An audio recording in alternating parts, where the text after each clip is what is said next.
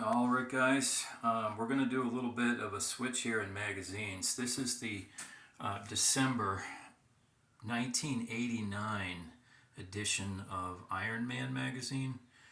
Um, it's got obviously a cover photo of Arnold back in what looks like 1974, obviously, when he was really at his fullest.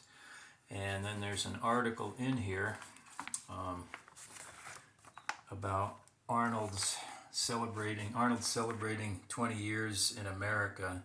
Obviously, he's been there a lot longer than that now. But anyway, there's obviously a shot from Gold's Gym back in the day, and then another from 1974 from the same as the cover. It's pretty famous shot that's probably been published over and over again.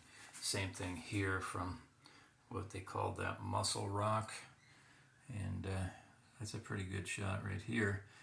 Front, kind of that little bit of a twisted or tilted front double bicep, and there's Arnold. That's a photo that's been published many times there at the weightlifting platform in Venice Beach, and I would imagine there it is also Venice Beach. There he is doing a side sort of biceps with his best friend Franco,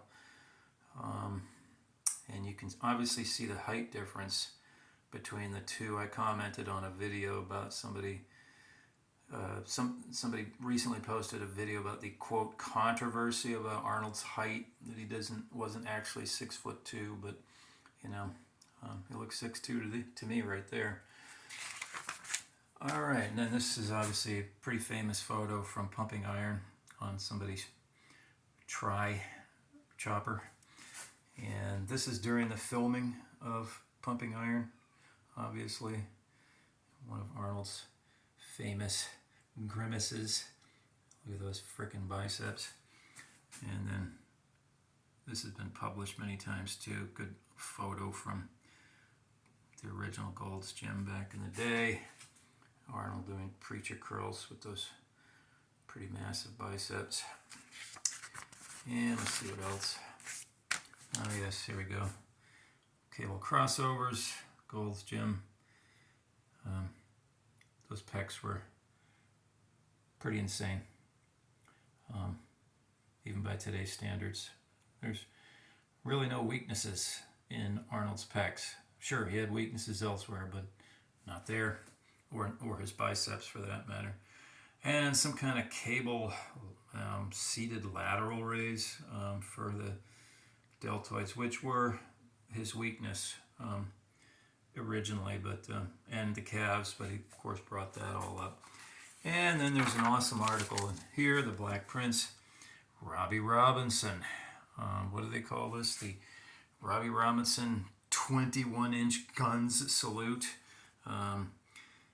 Robbie was known for having one of the peakiest biceps in that era, not to mention a incredible V-taper, one of the best in the business if you ask me.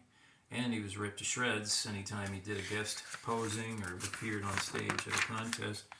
A nice little sort of classic twisting back double biceps right there. He looks pretty darn good. And then they put this in there, this picture of him, his famous gym attire, not being the most typical gym attire, but he looked pretty awesome for sure. And then this photo right here, I just had to put that in there. Those arms, I mean biceps and triceps, if they were 21 inches, which they sure as hell look like it to me, I'm sorry guys, but even by today's standards, that is pretty stellar right there. That is no slouch. And then when you add to that, if you look up at that arm that he's curling, that right arm near the dumbbell, just how pinched off and small his joints were. The hills and valleys that he had were just incredible. Then we have coverage of the 1989 Mr. Olympia Fit to be Tied. Lee Haney ties Arnold's Olympia record in Rimini with his 6th straight victory. Arnold won 6 in a row, then retired, and then won his 7th. Here's a really good comparison with Lee Labrada, Lee Haney, and Rich Gaspari.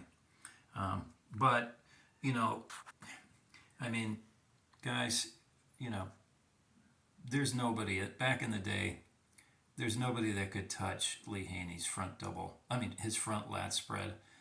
That to me was his best pose, for sure. And he looks really, really full in this photo right here. But and the other guys are kind of, you know,